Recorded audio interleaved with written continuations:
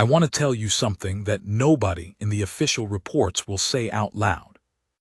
The Galactic Medical Council, the GMC, the oldest and most respected medical institution in 37 known star systems, was scared.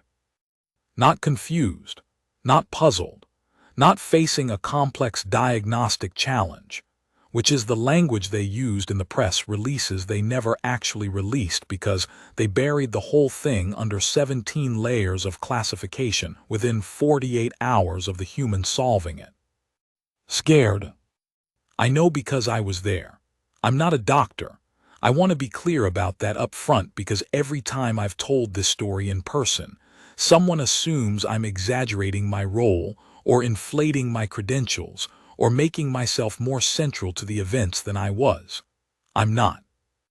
I was a logistics coordinator for Midstation Aurelius IV, a mid-sized orbital facility that floated about 60,000 kilometers above the gas giant Saurith, in a system called the Kelvari Reach, which most humans have never heard of and most Kelvari would prefer never becomes famous. My job was supply chains, medical equipment routing, making sure the cryogenic storage units got their scheduled maintenance before the coolant lines developed microfractures and someone's preserved tissue samples turned into expensive purple slush. That kind of work, important but invisible, the kind of job where you only get noticed when something goes wrong. I got noticed when something went very, very wrong. But I'm getting ahead of myself. Let me start at the beginning. The Kelvari are an old species. When I say old, I don't mean has a rich cultural history old. I mean the kind of old where their astronomers have direct records of stellar events that humans were still learning to classify as a species. The Kelvari had city-states with written laws and medical academies before humanity had mastered fire control in a consistent, repeatable way. They are graceful, long-limbed people with translucent skin that shifts color with their emotional state, pale silver when calm, deep indigo when grieving, something close to amber when they're angry, though most Kelvari will tell you they rarely get angry enough to find out. They joined the Galactic Compact about 800 years ago, roughly the same time humanity was in the middle of its messiest 3 centuries of continental wars. By the time humans made first contact with the Compact, the Kelvari had already served 2 full terms on the Medical Council's steering board. They were, in every measurable sense, a civilization that had figured most of it out. Which is why what happened to them hit so hard. The illness started in the Kelvari's northern coastal communities. Small population centers, mostly fishing villages and research outposts, spread along a coastline that was famous for something called the Orith bloom, a seasonal phenomenon where bioluminescent sea organisms rose to the surface in such massive numbers that the ocean literally glowed for 6 weeks every year. Pilgrims came from 3 systems away just to see it. The northern Kelvari, who lived there year-round, considered it ordinary background noise, the way humans in a busy city stop hearing the traffic. The first reports were vague, people feeling tired, joints aching more than usual, a strange craving for warmth despite the Kelvari's naturally high tolerance for cold environments. The village healers didn't worry too much. Kelvari immune systems were robust, and minor seasonal fatigue was well documented in the literature going back 4 centuries. They made notes, administered standard restorative compounds, told their patients to rest and drink fluids. 3 weeks later, the joints weren't just aching, they were locking. Not completely, the afflicted could still move, still walk, still perform basic functions. But there was a rigidity creeping into the major joints of the body, a slow calcification that the healers had no name for and no historical reference to compare it against. The standard restorative compounds weren't touching it. The fatigue was getting worse. And the translucent skin that the Kelvari used like an emotional barometer had started doing something strange, cycling through colors at random, as if the body's signaling systems had become disconnected from the brain's actual emotional state. That last symptom was the one that scared people the most, I think. Not because it was physically dangerous. It wasn't, not directly.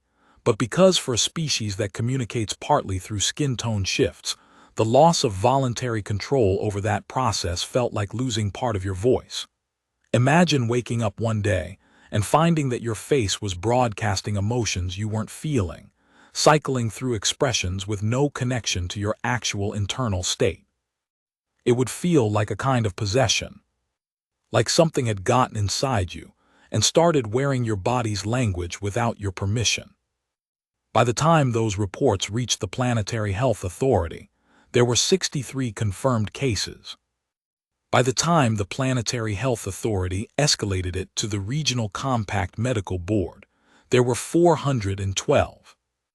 And by the time the Galactic Medical Council was formally convened to assess the situation, there were over 2,000 Kelvari showing symptoms, scattered across 9 coastal communities, and the Compact's best epidemiologists couldn't agree on whether it was infectious, environmental, genetic, or something that had never been categorized before. That was when they moved the operation to MedStation Aurelius IV. That was when I stopped being invisible. I remember the morning the first council ships docked. I'd been awake since about 3 hours before station standard dawn because the docking manifest had come through late, and I'd spent half the night reorganizing bay assignments to accommodate vessels that hadn't been in the original arrival schedule. The GMC doesn't travel light. 6 specialist ships, each carrying a research team, a portable laboratory module, and enough redundant equipment to outfit a small teaching hospital. Plus a dedicated pharmaceutical synthesis vessel, which is exactly what it sounds like, a ship that exists for the sole purpose of fabricating medications on demand. I was standing at the secondary docking operations console when the flagship of the GMC convoy slid into its berth. It was a vessel called the Meridian Constant, and it was easily the most beautiful ship I'd ever seen up close, all smooth curves and bioluminescent hull paneling, designed by Kelvari architects who believed that medical environments should be calming even from the outside. I stood there for a moment just watching it settle into the magnetic clamps, and I thought, okay. If anyone can figure this out, it's whoever is on that ship. I was right about the expertise. I was wrong about the timeline. The council's lead physician was a Kelvari named Dr. Ithavas Kale, and I want you to understand that when I describe him, I'm describing someone who was genuinely impressive in a way that went beyond credentials. He was old, even by Kelvari standards, which put him somewhere north of 400 years in the kind of age range that humans find difficult to contextualize. He had the silver-white skin tone of a Kelvari elder at rest, though it flickered with deep, complex patterns when he was thinking hard, something younger Kelvari didn't do, a kind of involuntary cognitive display that apparently developed in individuals who'd lived long enough for their brains to build entirely new processing pathways. He diagnosed the plague that swept through the Tarid cluster in 2287. He developed the treatment protocols for the Sarith fever outbreak that had nearly killed off the Yithrani species 40 years back. His publication record spanned 12 disciplines in 2.5 centuries. He was, by any reasonable measure, the most qualified individual in the known galaxy to be standing in front of this problem.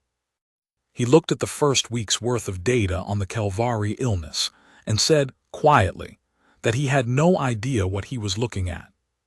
He said it to me, which I wasn't expecting.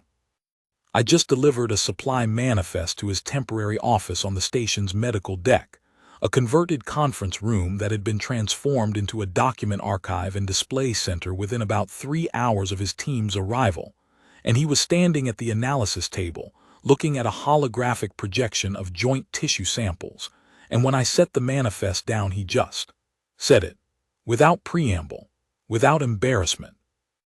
The way you say something to the room when you're thinking out loud, and there happens to be someone else present. I've been practicing medicine for 372 years, he said. I have never seen joint calcification with this pattern. The calcium deposits are Wrong. They're forming in configurations that shouldn't be mechanically possible. Look. He gestured at the projection. I'm not a medical person. I couldn't read what I was looking at. I said as much. I know, he said, but you can see the pattern. The deposits are forming in nested hexagonal arrays. That's not how calcium behaves in Calvary tissue, or in any tissue type in any species in our database. Calcium doesn't do that. It doesn't have a preference for hexagonal geometry. And yet, he turned and looked at me for the first time, as if registering that I was a person rather than a delivery mechanism. Your logistics, he said. Yes. What's the supply chain for food on this station? I blinked, sir. Food, nutrition. Where does it come from? How does it get processed? What are the patients eating? The Calvary patients we've had transferred up from the surface. What are they being fed? I told him I'd find out and get back to him. He'd already turned back to the projection. That was my first conversation with Dr. Ithavos Kale. It would not be my last. Part 2. What the machines couldn't find.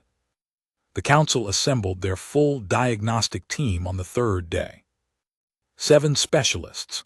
I'll list them because I think it matters, not to show off the names, but because I want you to understand the weight of who was in that room when nothing was working. Dr. Ithavos Kale, General and Xenobiological Medicine, Calvary, 400 years of practice. Dr. Prathani Osk, Molecular Biology and Genetic Sequencing, Yithrani, inventor of 3 different classes of diagnostic scan technology. Her species had narrow, pointed features and moved with the kind of precise economy of motion that humans associated with surgical robots. She did not waste movement. She did not waste words. Dr. Fareth Ulen, Toxicology and Environmental Medicine, Drexy. The Drexy were a heavy-gravity species, dense, broad, with skin like dark volcanic rock that cracked along natural fault lines as they moved. Dr. Ulen had arms that could have bent steel pipe, and a voice so low it registered more as vibration than sound. She was also the gentlest person I ever encountered on that station, the one who sat with the sickest patients and held their hands and talked to them quietly, and I don't think anybody who knew her found those 2 facts contradictory. Dr. Vasalmaran. He used only the one name, Vasalmaran, and considered the use of a title before it redundant. Neurology and Cognitive Systems, Compact Standard Hybrid. His species, the Almaran, were a relatively recent addition to the compact, and Vasalmaran was one of the first of his kind to complete a medical degree at a GMC-accredited institution. He was 40 years old, which made him young by any species standards for this level of seniority, and he had the kind of relentless, slightly manic intellectual energy that Dr. Kale sometimes looked at with an expression that might have been fondness. Dr. Bethesara Yoon, Immunology and Autoimmune Disorders, Calvary. She was the one who proposed the initial hypothesis that the illness might be autoimmune in origin, that something in the Calvary's own immune system had been triggered to attack the joint tissue. It was a reasonable hypothesis. It was also wrong, but it would take them 11 days to be certain of that, and those 11 days cost them a great deal. Dr. Pelora Strand, Pharmaceutical Development and Synthesis, Human Compact Partnership Institution. She was the one human on the council's core team before the events I'm going to describe, and she was, by her own description, a support specialist rather than a diagnostician. Her job was to take the solutions that the diagnosticians identified and figure out how to manufacture them efficiently. She was good at her job. She was also the one who pulled in the human I'm going to tell you about, though she'd be the first to tell you she didn't do it for the reasons people assume. And finally, Dr. Hethmer Koss, Statistical Analysis and Epidemiological Modeling, Sorethi. The Sorethi were native to the gas giant that the station floated above, not native in the sense of living in the crushing lower atmosphere, but in the sense that their ancestors had been the ones to engineer the upper atmosphere habitat platforms that the species now lived on, centuries ago. Dr. Koss was translucent in a completely different way from the Calvari, not the kind of translucence that conveyed emotion, but a literal physical translucence, so that you could see the darker shapes of his organs shifting slowly behind his skin. He found most other species uncomfortable around him. He was used to it. 7 specialists, 17 centuries of combined medical experience. 4 portable laboratory modules, 2 dedicated scanning arrays, 1 pharmaceutical synthesis vessel, and the full diagnostic database of the Galactic Medical Council. 300 years of accumulated xenobiological data, cross-referenced across 42 known species. By the end of week 1, they had ruled out infection, no pathogen detected, viral, bacterial, or otherwise. They had ruled out environmental toxin. The affected communities had different water sources, different food supplies, different air quality profiles, no common environmental factor found. They had ruled out genetic predisposition. The illness was affecting Calvari across multiple genetic lineages without correlation. And they had definitively ruled out the autoimmune hypothesis when the treatment protocol Dr. Yoon had designed, sophisticated, targeted, based on the best immunosuppressive research in the GMC database, was administered to 8 trial patients and produced absolutely no change in symptom progression. 8 patients, no change. Dr. Yoon sat in the observation room for 3 hours after the results came in, and nobody bothered her. By the end of week 2, the case count on the surface had climbed past 3,000. The joint calcification was progressing in some patients to the point where mobility was becoming genuinely compromised. People who had been walking with some stiffness were now walking with significant pain, and the medical projection models suggested that, without intervention, a meaningful percentage would be experiencing severe mobility limitations within 6 months. The skin color cycling had also intensified. In the early stages, it had been subtle, a flickering, an involuntary shift. Now some patients were cycling through the full color spectrum in under a minute, their skin rolling through silver and indigo and amber and green in rapid waves. It was genuinely disturbing to witness. I went down to the surface medical facility twice during the second week for equipment checks, and the wards were quiet in a particular way that I've never forgotten, patients lying still. Not because they were sleeping, but because stillness was the only thing that slowed the color cycling, and the walls and floors were lit with the reflected colors of all those shifting skins.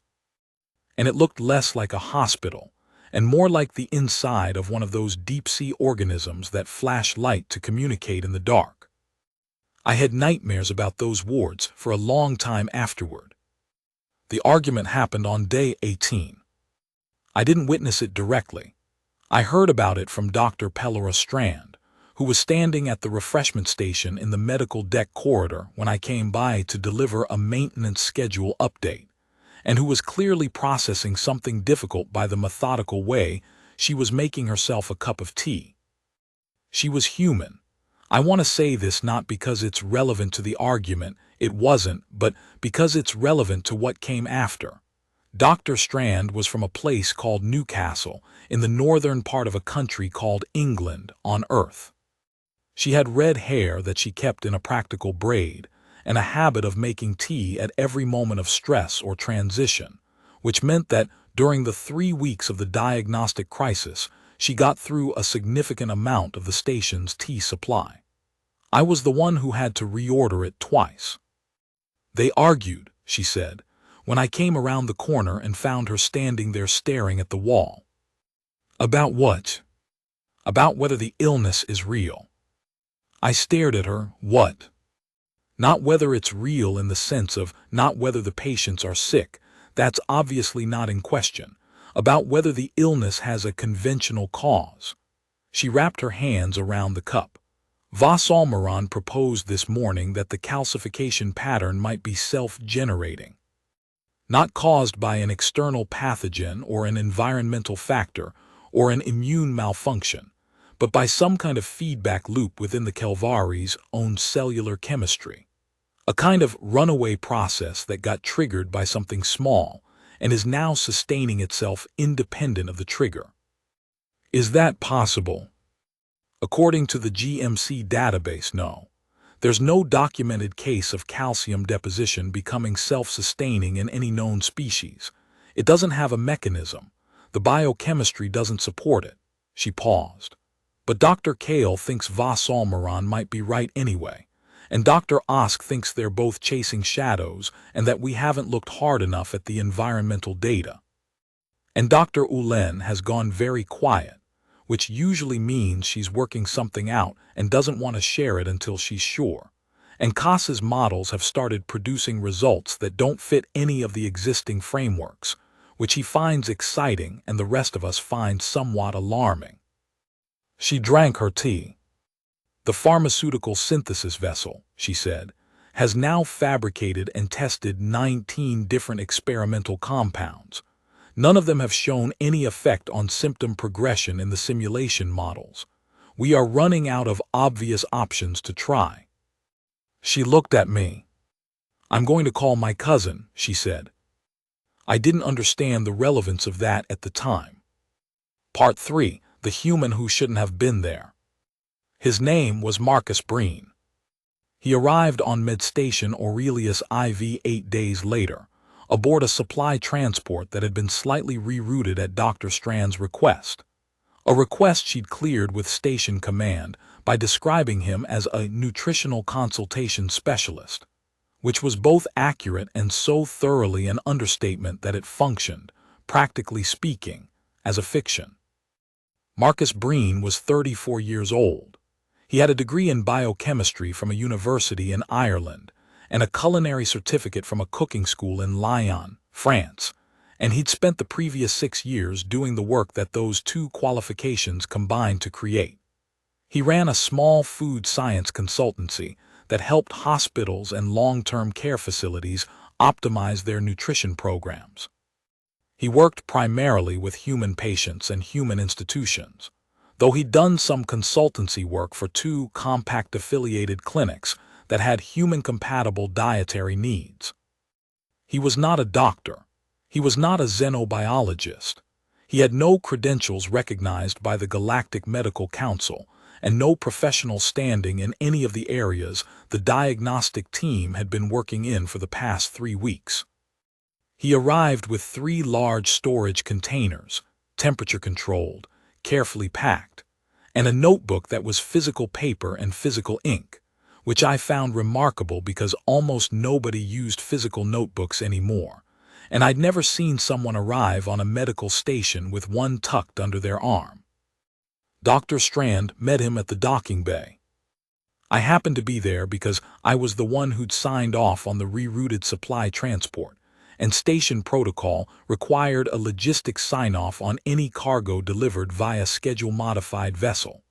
The 3 containers were, officially, listed on the manifest as medical research materials, nutritional science, which was not wrong. It was just that nobody looking at that manifest would have imagined that medical research materials, nutritional science, meant a selection of vegetables, herbs, several whole chickens, earth-native fowl, transported in cryo, and enough dried pasta to feed a small gathering. Marcus came down the docking ramp behind the containers, looking like he'd slept on the transport, which he had, and he took in the station around him with the expression of someone who was trying not to look overwhelmed and not entirely succeeding. "Pelora," he said. "Marcus," Dr. Strand hugged him, "thank you for coming. You said it was an emergency." "It is." He looked around. "This is a long way from home." "Yes." "You said they'd been working on it for 3 weeks and had nothing." "That's accurate." He looked at her. He had a thoughtful face, not conventionally striking but attentive, the kind of face that made you feel like whatever you said was being genuinely processed. "Tell me about the food," he said. That was his first question. Not about the illness, not about the symptoms, not about the research the council had done. About the food. Dr. Strand looked at me. I looked at her. "This is Ren," she said. "Station logistics. He knows everything about what comes in and out of this station." Marcus turned to me and extended his hand. Humans shake hands. I've always found the gesture slightly odd, but I appreciated the intention. I shook it. "Tell me about the food," he said again to me this time. "What are the Calvari patients eating? What were they eating before they got sick? I want to know everything: imports, local sourcing, processing methods, everything." I spent 3 hours with Marcus Breen that first evening, going over supply manifests and dietary records.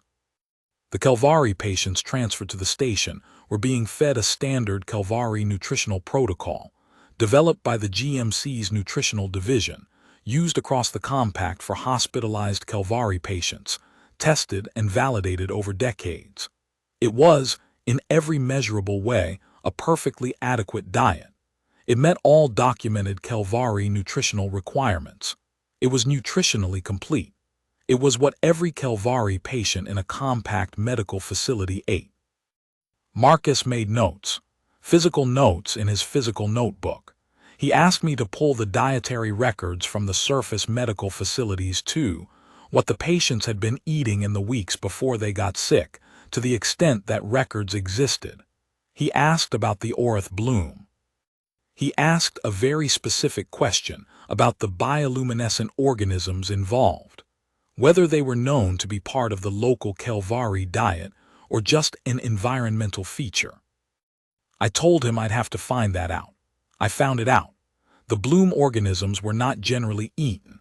They were considered aesthetically significant but had a bitter flavor profile that most Calvari found unpleasant.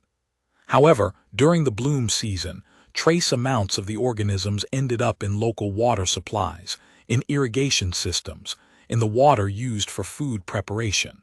It was considered completely harmless. No one had ever studied it in any meaningful depth, because no one had ever had a reason to. Marcus sat very still for about 30 seconds after I told him that. "How long has the bloom been happening?" he asked. "As long as anyone's been recording, centuries at minimum." "And the illness started 3 months ago?" "Yes." "What changed 3 months ago?" "I didn't know." "We need to find out," he said.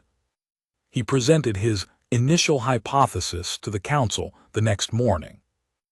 I want to describe that meeting carefully, because I think the way it went reveals something important about the difference between expertise and understanding. The room held 7 of the most decorated medical minds in the known galaxy, and a food scientist from Ireland walked in with a physical notebook and started talking, and the room was polite for exactly as long as it took for them to realize he wasn't speaking their language. He wasn't being dismissive of their work. He wasn't being arrogant. He was genuinely uncertain, genuinely exploratory, thinking out loud in a way that was completely natural to him, and that the council's physicians, trained in the GMC's tradition of evidence-first presentation, found difficult to parse. He said, "I think the calcification pattern might be a response to something the Calvari are eating, or something they've stopped eating, or something that changed in how they're processing a food they normally eat." Dr. Osk said, very carefully, "The nutritional hypothesis was assessed in week 1. We found no correlation between dietary intake and symptom onset." "What did you test?" Marcus asked. "We screened for known toxins, allergens, and dietary deficiencies across the standard Calvari nutritional profile." "What about compounds that aren't in the standard profile? Things that local Calvari in coastal communities might consume regularly that inland or urban Calvari don't?" There was a pause. "The standard profile is comprehensive," Dr. Yoon said. "For the documented diet," Marcus said. "But what about the things people eat that aren't on the documentation? Home-prepared food, local traditions, things that have been part of a community's diet for generations, but never made it into the official nutritional record because they're so ordinary that nobody thought to document them. Another pause, this one longer. Vasalmaran, who I'd already mentally categorized as the most intellectually restless person on the council, leaned forward slightly. "You're talking about food culture rather than food nutrition," he said. "I'm talking about both," Marcus said. "And I'm specifically talking about what might have changed in the coastal community's relationship to their food in the period before the illness started." Dr. Kale, who had been sitting very still and watching Marcus with an expression I couldn't read, said, "What did change in your assessment?" "I don't know yet," Marcus said, "but I'd like to find out if you'll give me access to your environmental data and let me talk to some of the patients." Dr. Kale looked at his colleagues. Something passed between them, not in words, but in the way that long-established teams communicate when they're deciding something. Then he looked back at Marcus. "You'll need to understand," he said, "that we have been working on this for 18 days. We have not found a solution. I do not know whether your approach will find one either, but we have eliminated every conventional pathway. I think at this point, the unconventional ones deserve consideration." "I'll need a few things," Marcus said. "Name them." "Kitchen access, a proper one with equipment, and someone who can take me to the surface, to the coastal communities, to talk to people who live there." "We can arrange both." Marcus nodded. "And I'd like to talk to Dr. Ulen if she's willing." I read her preliminary notes on the environmental toxicology screens. There's something in there she noticed and flagged as anomalous, and then set aside because it didn't fit the toxicology framework. I think it might be relevant to a nutrition framework instead. Dr. Ulen from across the table looked at him with something that might have been surprise. Her volcanic rock skin shifted subtly. "You read my notes," she said. "Dr. Strand shared them with me on the transport. I hope that's all right." A pause, then. "You noticed the mineral chelation anomaly?" "Yes. I couldn't make it mean anything in a toxicological context. I think I might be able to make it mean something in a different context. If you're willing to walk me through it."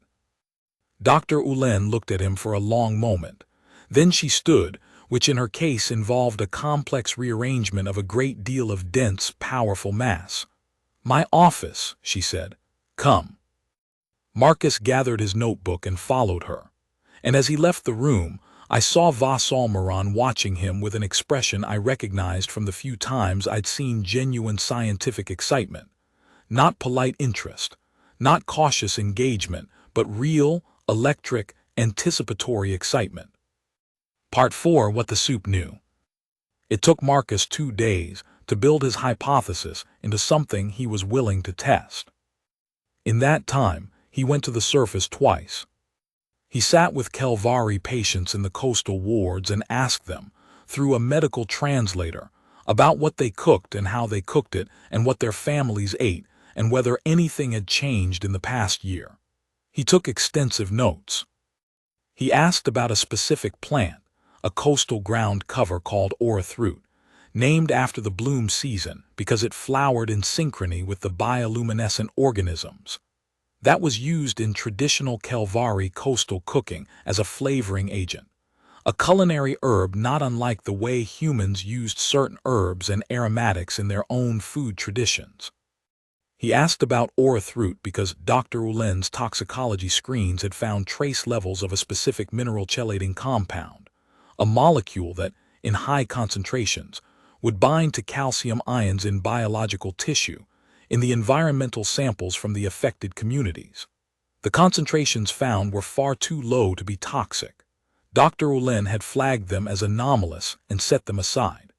The GMC database had no record of orthroot producing chelating compounds. But Marcus, reading the notes, had asked a different question. Not, is this compound dangerous at this concentration, but rather, what does this compound do at this concentration, and what happens if it's present consistently over months? And the answer, which he worked out with Dr. Ulen and Dr. Osk over 48 intense hours of collaborative biochemistry, that I observed only from the margins, because my job was making sure they had equipment and supplies, and didn't have to think about anything else, was something that had never been documented because it had never been looked for. The oreth root in its normal form produced a mild chelating compound that, at the trace concentrations present in traditional coastal Kelvari food, did something very specific and very useful. It prevented calcium from being deposited in the wrong places. It was a natural regulatory mechanism. The Kelvari coastal population had been consuming trace amounts of this compound for generations through their traditional cooking. Their bodies had, over time, developed a kind of biochemical dependency on it, not a dramatic dependency, not one that showed up in any health metric under normal conditions, but a dependency nonetheless. The chelating compound was keeping their calcium regulation running smoothly. 3 months ago, the oreth bloom had been unexpectedly late. It came late because of a shift in the ocean current patterns caused by a deep-water geological event, a minor seismic shift on the ocean floor that had gone unnoticed except by Kelvari Geological Monitoring Services, who had filed the report in a database that nobody on the GMC's team had thought to cross-reference with the medical data. The bloom came 6 weeks late, which meant the oreth root, which flowered in synchrony with the bloom, had also been absent from the coastal environment for 6 weeks.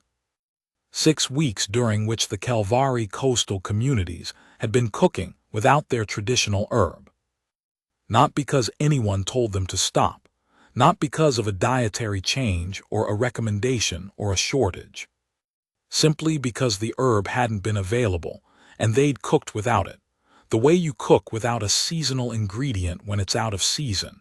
And then the bloom had come late and the herb had come back, but by that point the damage was already beginning.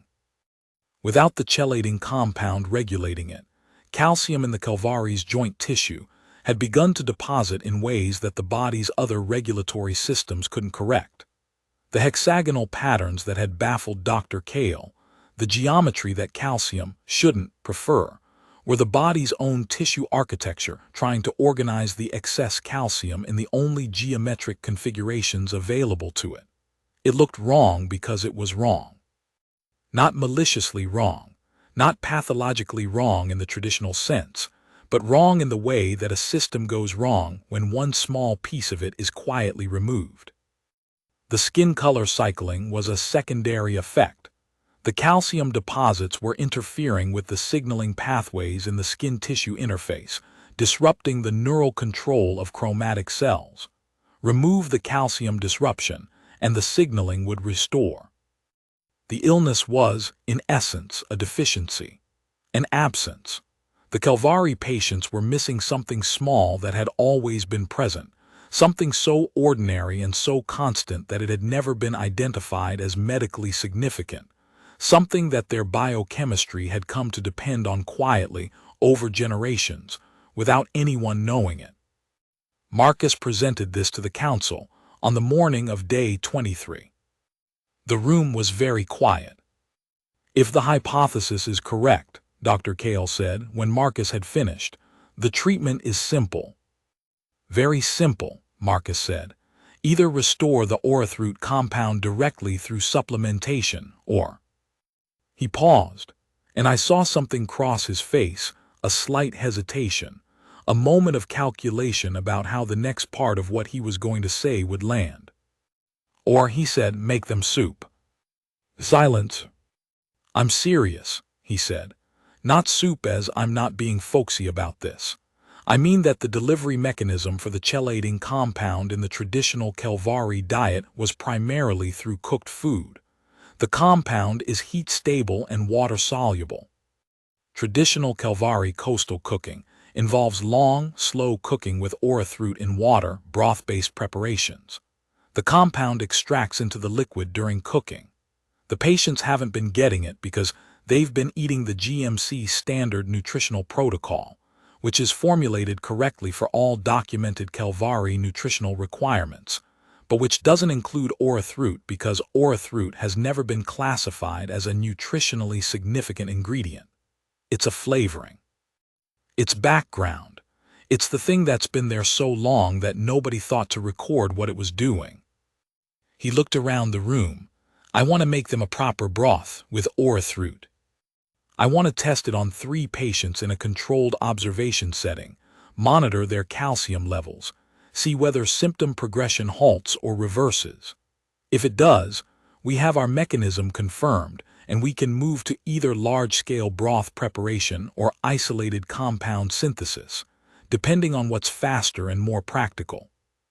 Dr. Osk said, the compound could be synthesized by the pharmaceutical vessel in approximately. She looked at Dr. Strand. 14 hours, Dr. Strand said, if we have the molecular structure confirmed. You'll have it confirmed within 2, Dr. Osk said. I can run the full structure analysis now. Good, Marcus said, but I want to run the broth test in parallel, not instead of the synthesis alongside it. Because the synthesis will give us the active compound in isolation, and I want to know whether there's something else in the erythroot that's contributing. Sometimes food does things that isolated compounds don't. That's not mystical, it's biochemistry. The matrix matters. Dr. Kale looked at him for a long moment. You said you wanted kitchen access, he said. I did. You can have it, I want to watch. Part 5, The Making of Something Old. The station's kitchen was a proper one, large enough to serve the full medical staff, equipped for multiple species' dietary needs. Marcus had been in it since the morning after his arrival, testing equipment, familiarizing himself with what was available, identifying gaps and requesting fills through me. One of the fills was the erythroot itself. We'd had to get it up from the surface, fresh specimens, harvested from the coastal communities by a botanist from the Calvary Planetary Authority who'd been bewildered by the request but had complied. The root arrived in sealed preservation canisters, smelling like, I'll try to describe this like the sea, but deeper than that, like the cold bottom of the sea where things grow without sunlight. Rich and a little mineral, with something faintly sweet underneath. Marcus opened the first canister and inhaled the smell and said quietly, there it is. He'd done his research on traditional Calvary coastal cooking through the library databases the station had access to, supplemented by conversations with patients on the surface, older patients especially, people who remembered how their grandparents cooked, who could describe what the kitchen smelled like when the broth was going. He'd asked them questions that the medical team hadn't thought to ask, not about symptoms, but about meals, about what you cook when someone is sick, about what your mother made when you were small and the weather was cold, and you needed something that would settle you. One of the patients, an elderly Calvary woman whose skin had been cycling in slow, unhurried waves of silver and pale green, whose joints were stiff enough that she'd been moved to a wheeled chair, had told him about a preparation that her mother had made, a traditional coastal dish whose name translated roughly as the long broth. You made it with erythroot and certain coastal sea vegetables and whatever proteins were available, and you cooked it for hours, and the smell of it cooking was the smell of being home, she said. Her skin had gone briefly steady when she said it, a clean, calm silver. The first steady moment her chromatic system had produced in weeks. Marcus had written all of it down, every detail. Now he stood in the kitchen with 3 prepared patients watching from the observation window, the 3 trial subjects who'd agreed to participate, who'd been informed of the hypothesis and the process, and who had, according to the medical translator relaying their responses, reacted with a complex mixture of hope and skepticism that I think was entirely reasonable given the circumstances. And he started to work. Dr. Kale was there. Dr. Ulen was there. Vassalmaran was there, half perched on a counter in a way that the kitchen staff found slightly alarming, watching everything with that electric attention. Dr. Strand was there. I was there, technically because someone had to document the equipment and material usage for the station log, but really because I wanted to see what happened. Marcus worked quietly. He didn't perform. That's the word I keep coming back to. There was nothing performative about the way he cooked, no sense that he was aware of being watched and adjusting his behavior accordingly. He cleaned and prepared the orthroot the way the old woman had described, splitting the outer skin along the natural grain, releasing a smell that filled the kitchen almost immediately, and that made Dr. Kale, standing nearby, go very still. "I haven't smelled that in a long time," Dr. Kale said. "You know it?" Marcus asked. "From when I was a child. My family's house was on the northern coast. That smell was, yes, that's the kitchen of my childhood." His skin had gone a deep, steady silver, calm, old memories. "I didn't realize I was missing it until just now." Marcus nodded. He added the root to the water. He adjusted the temperature, slow, not boiling, just beneath the surface tension of a simmer. He added the sea vegetables according to the old woman's description. He added the protein. He'd acquired something from the local sea stocks, something similar enough to what the traditional preparation would have used. He worked methodically, tasting occasionally, adjusting. Vassalmaran eventually drifted over to stand next to him. "What does it taste like at this stage?" he asked. Marcus offered him a small spoon of the liquid. Vassalmaran tasted it with the careful attention of someone conducting a sensory analysis. "Mineral," he said. "Salt, something that might be described as earthen, and there is a compound I can almost identify but not quite." "That's the chelator, probably," Marcus said. "It's not a flavor exactly. It's more like it makes the other flavors make sense. It creates a context for them." Vassalmaran thought about this. "Like a bass frequency in music," he said. Marcus looked at him, slightly surprised. "Yes, exactly like that." The broth cooked for 3 hours. The kitchen filled with smell, not the antiseptic medical smell that the station normally held, not the neutral, carefully calibrated atmosphere of a facility designed to prevent olfactory contamination of diagnostic environments, but something older and warmer and more complicated. Something that smelled like a home. Through the observation window, I watched the 3 patients. Their chromatic skin was doing its random cycling. And then, gradually, and I want to be careful here because I don't want to overstate this, I don't want to claim something that I can't precisely verify, gradually, as the smell reached them through the ventilation, the cycling slowed. Not dramatically. Not like a movie scene where the music swells and everything resolves at once. It slowed the way breathing slows when you come in from the cold and sit down somewhere warm. Small, incremental, real. The broth was administered to the 3 patients in measured portions over the following 12 hours. The biochemical analysis of the broth had been run simultaneously by Dr. Osk's team, who confirmed the presence of the chelating compound at concentrations consistent with what they'd calculated as therapeutically relevant. The pharmaceutical vessel had also begun synthesizing the isolated compound, which would be available in approximately 16 hours. But I want to tell you what happened before the 16 hours were up. At hour 9 post-administration, the first patient's calcium levels showed measurable reduction in the joint tissue deposits. Reduction, not stabilization, not halting of progression, actual reduction, a small amount but real, measurable. The hexagonal calcium arrays were beginning to break down. At hour 11, the same patient's chromatic cycling had slowed to approximately 30% of its previous rate. Not gone, but slower, more controlled, as if something underneath the noise was quieting. At hour 12, the patient asked through the medical translator whether she could have more soup. Dr. Kale stood in the observation room, looking at the data display for a long time without saying anything. Then he sat down, which in Kelvari body language means something different from what it means for humans. It's not fatigue. It's not comfort-seeking. It's a deliberate act of grounding yourself, of acknowledging weight.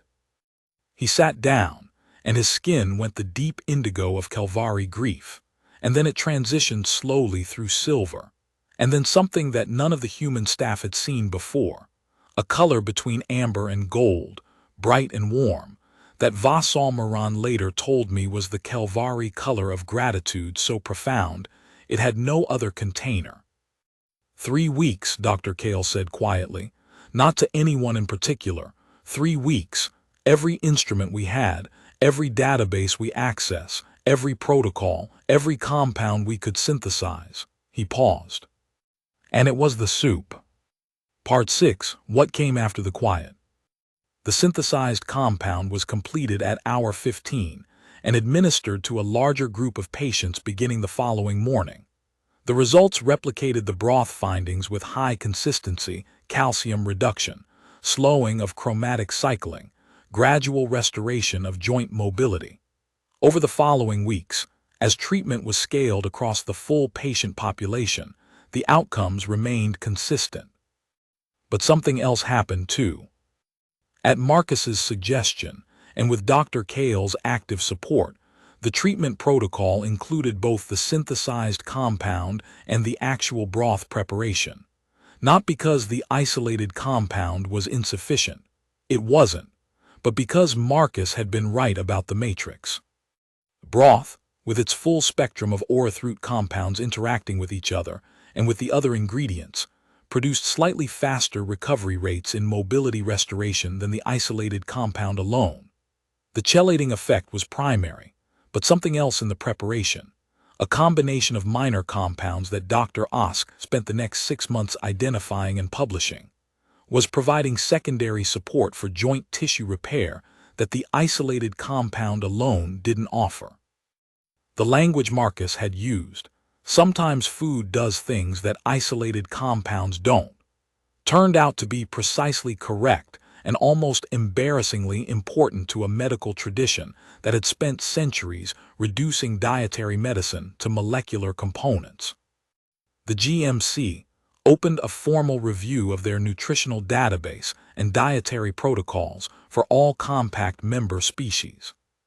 The review was still ongoing when I left MedStation Aurelius IV 2 years after the events I've described. But I understand it produced a significant revision of how the council approached food culture as distinct from food nutrition, and that Marcus Breen ended up as a consultant on that review process, which meant he was going back to orbital medical facilities on a fairly regular basis, which I imagine produced a complicated relationship with his previous calibration of reasonable travel distances. Dr. Ithivas Kale published a paper on the erythroid case that is now considered foundational to the emerging field of ethnobotanical pharmacology, the study of how traditional food cultures encode biological knowledge that hasn't been formally documented.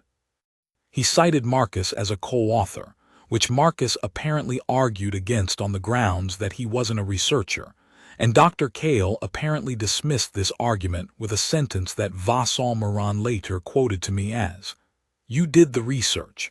The title is irrelevant." The elderly Kelvari woman whose description of the long broth had shaped the preparation Marcus made, her name was Yasani Avril, and I want to say her name because I think it matters, recovered nearly fully over the following 3 months.